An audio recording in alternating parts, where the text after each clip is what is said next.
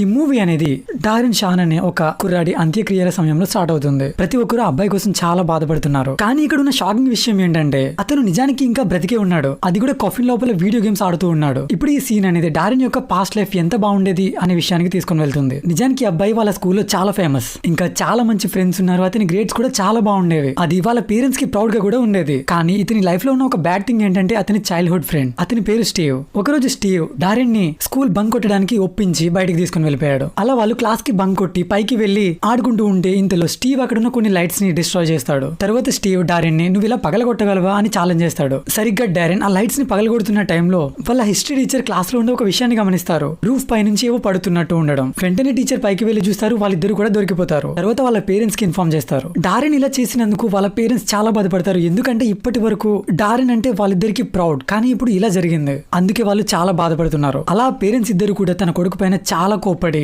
Darren ని దాదాపు 2 months వరకు ఎక్కడికి బయటకు పంపకుండా ఇంట్లోనే ఉండాలి అని వార్నింగ్ ఇచ్చారు. అతని 2 months లో వాళ్ళ ఫ్రెండ్స్ ని కూడా కలవకూడదు, ఇంక్లూడింగ్ స్టీవ్, ఎందుకంటే అతనికి ఉన్న అలవాట్లు మంచివి కాదు అని చెప్పి అలా దాదాపు 2 months వరకు ఇంట్లోనే ఉండేలా చేస్తారు. కానీ వినకుండా నెక్స్ట్ డే స్కూల్ కి వెళ్తూ ఉంటాడు. అలా వెళ్తున్నప్పుడు డారెన్ స్టీవ్ ని కలిసి మనిద్దరి మధ్య ఉన్న ఫ్రెండ్షిప్ ని ఇక్కడితో ఆపేద్దాం, ఎందుకంటే మా పేరెంట్స్ నీతో మాట్లాడకూడదు అనుకుంటున్నారు అని స్టీవ్ కి చెప్తాడు డారెన్. అది విన్న వెంటనే స్టీవ్ కి ఏదో ఒక ఫీలింగ్ వచ్చి వెంటనే అతని ముందు నించోకూడదని వాళ్ళిద్దరు డిస్కస్ చేసుకుంటూ ఉంటారు. ఇంతలో కార్ లో వెళ్తున్న ఒక వ్యక్తి ఒక ఫ్లైయర్ ని వాళ్ళ ముందు, ఏంటంటే ఒక సర్క్యూస్ ఈవెంట్ కి ఒక ఇన్విటేషన్, దాని పేరు ఏ ఫ్రీక్ షో. ఆ ఫ్లైయర్ లో ఏమని ఉంటుందంటే ఇది దాదాపు 500 years కి ఒక్కసారి మాత్రమే వస్తుంది అని చదివిన వెంటనే దాన్ని చూసి చాలా ఎగ్జైట్ అవుతా వాళ్ళిద్దరు క్లాస్ కి వెళ్లి ఆ ఫ్లైయర్ ని వాళ్ళ టీచర్ కి ఇస్తారు. అప్పుడు ఆ టీచర్ ఏం చెప్తారంటే మీరు ఈ షోలో జాయిన్ అవ్వకండి, ఎందుకంటే ఇది నేచర్ కి చాలా ప్రమాదకరమని. కానీ వాళ్ళిద్దరు కూడా ఆ టీచర్ మాటలు లెక్క చేయకుండా ఎలా అయినా మేము వెళ్ళాలి అనుకుంటారు. అదే రోజు నైట్ డారెన్ ఇంకా స్టీవ్ వాళ్ళ ఇంట్లో ఉంచి బయటికి దొంగతనంగా వస్తారు. అలా వాళ్ళిద్దరు వాళ్ళ సైకిల్స్ పైన షోకి వెళ్తారు. దాని అర్థం ఏంటంటే వాళ్ళు ఆ షోకి వెళ్ళడానికి చాలా ఇంట్రెస్ట్ గా ఉన్నారని.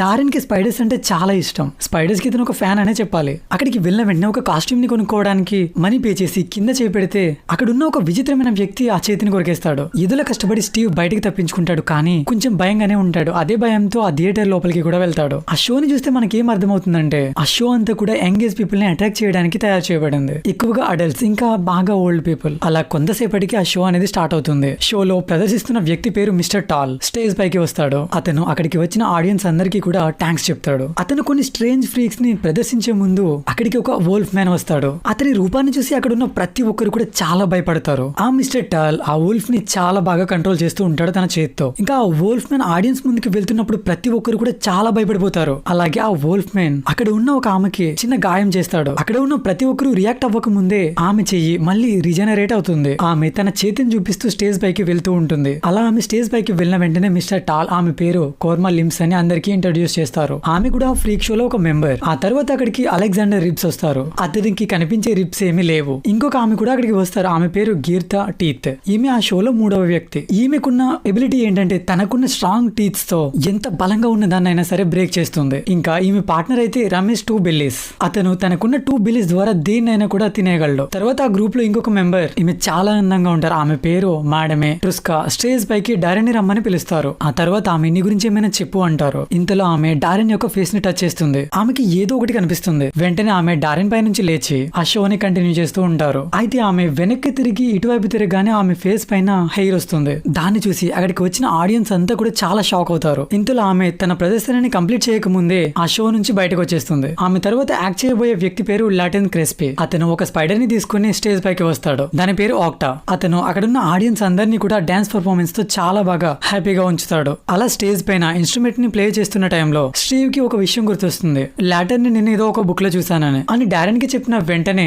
నిజానికి ఇతను ఒక వ్యాంపైర్, అతని పేరు వెర్ హోస్టెన్ అని వాళ్ళిద్దరికి గుర్తొస్తుంది. కానీ అప్పుడే షో దగ్గరికి పోలీస్ ఇంకా టౌన్ లో ఉన్న కొంతమంది పీపుల్ కూడా వస్తారు, ఇంక్లూడింగ్ కొంతమంది బాయ్స్ కూడా. ఇంకా వాళ్ళ క్లాస్ టీచర్ కూడా వస్తారు. ఇంతలో వాళ్ళందరినీ చూసిన వెంటనే డారెన్ స్టేజ్ యొక్క బ్యాక్ సైడ్ నుంచి అక్కడ ఉన్న ఆక్టా స్పైడర్ ని తీసుకుని పారిపోదాం అనుకుంటాడు. ఎందుకంటే ఆ స్పైడర్ అనేది చాలా బాగుంటుంది, కలర్ఫుల్ గా. దాన్ని బయటికి విడిపిద్దాం అనుకుంటాడు. కానీ ఇంతలా రూమ్ లోకి ఎవరో వస్తున్నట్టు గమనించి వెంటనే ఇతను వెళ్లి దాక్కుంటాడు. అప్పుడు ఆ షోలోకి లార్టెన్ ఒక ఓల్డ్ మ్యాన్ తో ఎంటర్ అవుతాడు. వాళ్ళిద్దరూ ఒక ఇంపార్టెంట్ విషయం గురించి మాట్లాడుకుంటూ ఉంటారు. అంటే అక్కడ ఉన్న వ్యాంపైర్స్ అందరికీ కొంచెం ప్రమాదం ఉంది, వాళ్ళందరినీ ఎలా అయినా కాపాడాలి అని. వాళ్ళందరూ కూడా నిజానికి హైబ్రిడ్ వ్యాంపైర్స్, అంటే వాళ్ళని వ్యాంపనైజ్ అని పిలుస్తారు. ఇంతలో స్టీవ్ అక్కడికి వచ్చి అక్కడున్న వాళ్ళందరినీ కూడా నన్ను వ్యాంపైర్ గా చేసేయనని చాలా గట్టిగా అడుగుతాడు. అతనేం చెప్తాడంటే నేను నా లైఫ్ ని చాలా అసహించుకుంటున్నాను, ఇంకా నాకంటూ ఎవరు కూడా లేరు. మా నాన్నగారు కూడా చాలా కాలం క్రిందట కనిపించారు పట్టించకుండా వెళ్ళిపోయారు. ఇంకా మా మదర్ అయితే ఒక మందు బానిస అని చెప్తాడు. అలా స్టీవ్ చాలా సేపు వాళ్ళిద్దరిని కన్విన్స్ చేయడానికి ట్రై చేసిన తర్వాత ఆ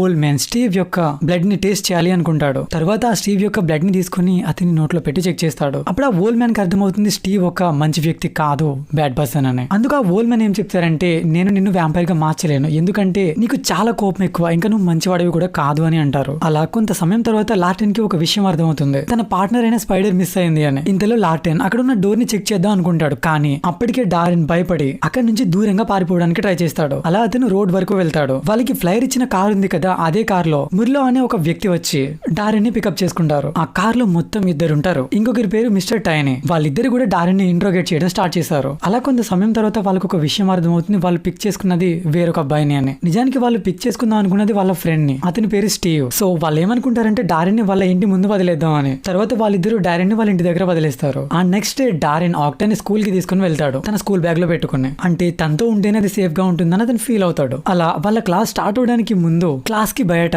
స్టీవ్ డారెన్ ని చూస్తాడు స్పైడర్ తో ఆడుకుంటున్నప్పుడు. అనుకోకుండా వాళ్ళిద్దరు కూడా ఆ స్పైడర్ నా బోన్ ని కింద పడేస్తారు. వెంటనే ఆ స్పైడర్ డోర్ ఓపెన్ అవ్వడంతో బయటికి పారిపోతుంది. వెంటనే వాళ్ళిద్దరు కూడా స్పైడర్ ని పట్టుకుందామని పరుగు పెడుతూ ఉంటారు. కానీ ఆ స్పైడర్ దొరకకపోవడంతో దాన్ని చంపడానికి కూడా ట్రై చేస్తూ ఉంటాడు.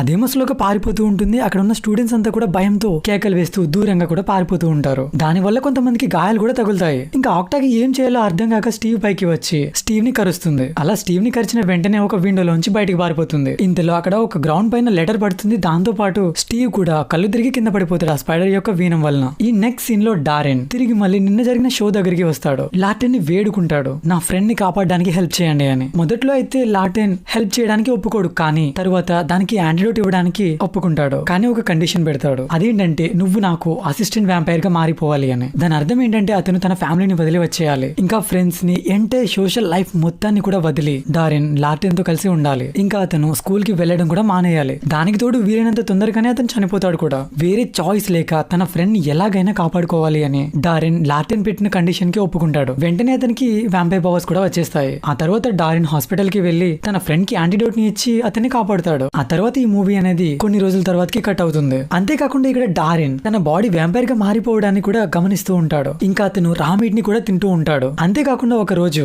ఇంట్లో ఆడుకుంటున్న తన సిస్టర్ ని చంపి ఆమె బ్లడ్ తాగడానికి కూడా డిసైడ్ అవుతాడు. ఇంతలో అతను నిజాన్ని అర్థం చేసుకుని వెంటనే అక్కడ నుంచి పారిపోయి తన రూమ్ లోకి వెళ్ళిపోతాడు. ఆ రూమ్ లో లార్టెన్ ఒక కార్నర్ లో కూర్చుని బుక్స్ ని రీడ్ చేస్తూ ఉండడం గమనిస్తాడు. ఆ తర్వాత లార్టెన్ ఒక విషయాన్ని చెప్తాడు, నువ్వు మీ ఇంటిని వదిలి వచ్చేయాలి, లేకపోతే నీ ఫ్యామిలీ మెంబర్స్ అందరికీ కూడా ప్రమాదం ఉంటుంది, అంతేకాదు నీకు కూడా అది చాలా ప్రమాదం అని చెప్తాడు లార్టెన్. అప్పటి వరకు డారెన్ కి ఆ ఇంటిని వదిలి వెళ్ళడం ఇష్టమే లేదు, కానీ తన సిస్టర్ పైన ఇలా చేయడం వలన అతనికి చాలా బాధ కలిగి వెంటనే ఆ ఇంటిని వదిలేద్దామని డిసైడ్ అవుతాడు. ఇంకా తన వల్ల వాళ్ళ పేరెంట్స్ కూడా కూడదని డారెన్ అనుకుంటాడు. అందుకే అతను ఏమనుకుంటాడంటే, నేను చనిపోయినట్టు నటిద్దాం, అందరినీ నమ్మించేద్దాం అనుకుంటాడు. అదే రోజు నైట్ డారెన్ తన ఇంటి పైకి వెళ్లి లార్టెన్ యొక్క హెల్ప్ ని తీసుకుని నా భుజాన్ని విరిచేయండి, పైనుంచి నేను అనుకోకుండా పడిపోయి చనిపోయానని అందరూ అనుకోవాలి అని చెప్తాడు. ఇప్పుడు ఆ మూవీ అనేది ప్రెజెంట్ సీన్ కి కట్ అవుతుంది. అంటే డారెన్ యొక్క చివరి చూపులో అక్కడికి ప్రతి ఒక్కరు తన ఫ్రెండ్స్, టీచర్స్, ఫ్యామిలీ మెంబర్స్ అందరూ వస్తారు. ఇంకా అతను జీవించిన లైఫ్ కి రెస్పెక్ట్ కూడా ఇస్తూ ఉంటారు. కానీ డారెన్ అయితే కఫిన్ లోపల చాలా హ్యాపీగాను ఇంకా బాగా కూడా జీవిస్తూ ఉంటాడు, తన ఫోన్ లో వీడియో గేమ్స్ ఆడుకుంటూ. అదే రోజు నైట్ లార్టెన్ అక్కడికి వచ్చి ఆ గ్రేవ్ పెట్టిన ప్లేస్ ని తవ్వి డారెన్ ని కఫిన్ నుంచి బయటకు తీసుకుని వస్తాడు. కానీ వాళ్ళిద్దరు కూడా అక్కడ నుంచి వెళ్ళిపోవడానికి ముందు మర్లో వస్తాడు. అప్పుడు లార్టెన్ ఇంకా వాళ్ళిద్దరు కలిసి చాలా బాగా ఫైట్ చేసుకుంటూ ఉంటారు, చాలా గట్టిగా. ఆ తర్వాత డారెన్ ని చేత్తో పైకి విసురుతాడు. అది కూడా ఎక్కడి వరకు అంటే ఫ్రీక్ షో యొక్క క్యాంప్ గ్రౌండ్స్ కి. అక్కడ వాళ్ళిద్దరు ఒక అమ్మాయిని మీట్ అవుతారు, ఆమె పేరు రెబెక్కా. ఇంకా క్లాస్ రూమ్ లో అయితే తన ఫ్రెండ్ యొక్క చావు కోసం స్టీవ్ చాలా బాధపడుతూ ఉంటాడు. అందుకే అతను ఏమనుకుంటాడంటే మొత్తం సొసైటీకి దూరంగా ఉందామని. ఇంకా అతనికి లోపల పెయిన్ బాగా పెరిగిపోతూ ఉంది, ఏం చేయాలో అర్థం కావట్లేదు. ఇంకా అందుకే అతను డిసైడ్ అయిపోతాడు సూసైడ్ చేసుకుని చనిపోదామని. అలా రూఫ్ పైన ఉన్నప్పుడు అక్కడికి మిస్టర్ టైనీ వచ్చి అతన్ని ఆపి స్టీవ్ యొక్క పాస్ట్ లైఫ్ మొత్తాన్ని గుర్తు చేసి నువ్వు వ్యాంపైర్ గా మారడానికి ఒక ఛాన్స్ ఉందని చెప్తారు. నిజానికి వాళ్ళిద్దరు కూడా లార్టెన్ లా మంచి వాళ్ళు కాదు, వాళ్ళకి డిఫరెంట్ అని చెప్తారు. మేమంతా కూడా మనుషుల్ని చంపి వాళ్ళ యొక్క బ్లడ్స్ ని తింటూ ఉంటామని చెప్తాడు. అలా స్టీవ్ అతని మాటలన్నీ విన్న తర్వాత అంతేకాకుండా మిస్టర్ టీని ఇంకా దగ్గరగా వచ్చి స్టీవ్ కి ఇంకొక షాకింగ్ విషయం చెప్తాడు, అదేంటంటే డారెన్ ఇంకా బ్రతికే ఉన్నాడు అని. అంతేకాకుండా అతను వేరే ప్రపంచంలో చాలా హ్యాపీగా జీవిస్తున్నాడు అని కూడా చెప్తారు. ఆ మాట విన్న వెంటనే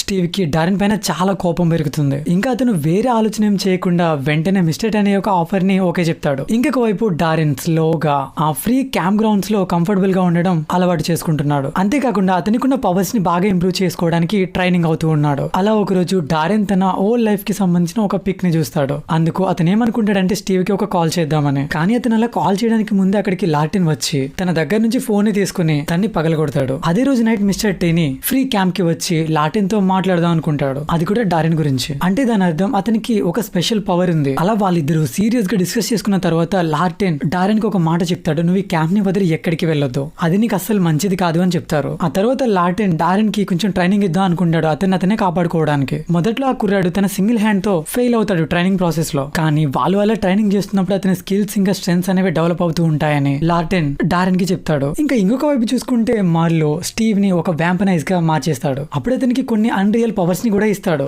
దానివల్ల స్టీవ్ ఇంకా క్రూరంగా మారిపోతాడు. అతను ఫస్ట్ గా చంపేది ఎవరినో కాదు, తన హిస్టరీ టీచర్ ని. ఇంకొక వైపు ఫ్రీ గ్రౌండ్స్ లో డారెన్ కి ఆకలి వేస్తూ ఉంటుంది. అతనికి ఫ్రెష్ బ్లడ్ తాగాలి అని అనిపిస్తూ ఉంటుంది. అందుకే అతన్ని లార్టిన్ ఒక దగ్గరలో ఉన్న ఫామ్ కి తీసుకుని వెళ్లి అక్కడ ఉన్న ఒక వ్యక్తి బ్లడ్ తాగమని చెప్తాడు. కానీ ఇంకొక విషయం కూడా చెప్తాడు, మనం ఎప్పుడు కూడా అంటే వ్యాంపైర్స్ ఎప్పుడు కూడా మనుషుల్ని చంపకూడదు అని, కానీ వాళ్ళ బ్లడ్ ని మాత్రం తాగొచ్చు అని చెప్తాడు. కానీ డారెన్ కున్న ఆకలి వలన అతను అలా చేయలేకపోతాడు. అందుకే వాళ్ళిద్దరు కూడా తిరిగి క్యాంప్ కి వెళ్ళిపోదాం అనుకుంటారు. ఇంతలో ఫ్రీ గ్రౌండ్స్ అనేవి చాలా పీస్ఫుల్ గా ఉంటాయి. కానీ అప్పుడు సడన్ గా అక్కడికి కొంతమంది రూత్లెస్ వ్యాంపనైజ్ గ్రూప్ వస్తుంది. అంటే వీళ్ళంతా కూడా బ్యాడ్ వ్యాంపైర్స్. అలా వాళ్ళ రెండు టీమ్స్ మధ్య అత్యంత భయంకరమైన ఫైట్ జరుగుతూ ఉంటుంది. దీనికి రిజల్ట్ గా అక్కడ చాలా వరకు బ్లడ్ అనేది కింద పడిపోతూ ఉంటుంది. అంటే దాని అర్థం వాళ్ళంతా కూడా డారెన్ కోసం వెతుకుతున్నారు అని. అలా కొంత సమయం తర్వాత వాళ్ళందరూ కూడా ఒక కాస్ట్యూమ్ రూమ్ లో రెబికాతో అతను ఉండడం గమనిస్తారు. వెంటనే ఆ వ్యాంపనైజ్ అంతా కూడా డారెన్ పైన అటాక్ చేస్తారు. కానీ టైం కి అక్కడికి లార్టిన్ వస్తాడు. అలా అక్కడున్న మిగిలిన వాళ్ళంతా కూడా ఫైట్ చేసుకుని మిస్టర్ డారెన్ ని కాపాడుతారు. కానీ ఇక్కడ ట్విస్ట్ ఏంటంటే వాళ్ళని కాపాడింది డారెన్ ఒక్కడనే. ఇక్కడ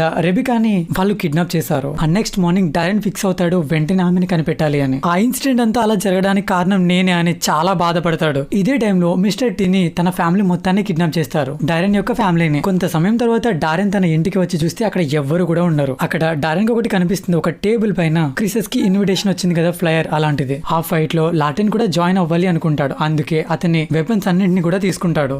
ఈ నెక్స్ట్ సీన్ లో డారెన్ ఆ షోకి వెళ్ళడానికి ఒప్పుకుంటాడు. అక్కడికి వెళ్ళిన వెంటనే రెబికా అక్కడ తాళ్లతో కట్టి ఉండడాన్ని గమనిస్తాడు. దాంతో పాటు వాళ్ళ ఫ్యామిలీని కూడా వాళ్ళు బంధించడం అతను అక్కడ చూస్తాడు. అక్కడికి వ్యాంపనైజ్ గా మారిన తన ఫ్రెండ్ వచ్చిన వెంటనే ఏమీ ఆలోచించకుండా డారెన్ స్టీవ్ పైన అటాక్ చేస్తాడు.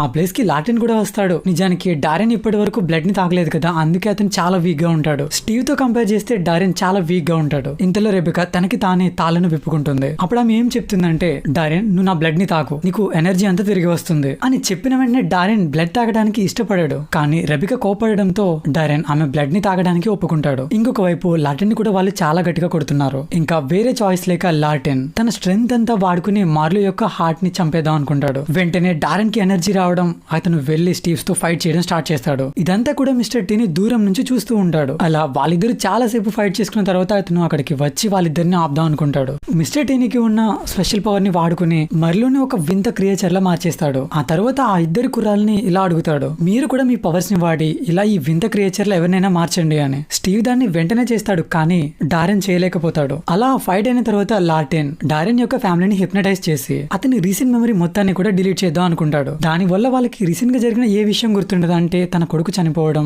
ఇలాంటి ఫైట్ జరగడం, అలాంటివి ఏమి. ఇంకా ఈ మూవీ అనేది మళ్ళీ వెనక్కి తిరిగి వస్తుంది ఆ ఫ్రీక్ యొక్క క్యాంప్ దగ్గరికి. ఇంకా ఈ మూవీ నేమ్ అయితే ద వ్యాంపైర్స్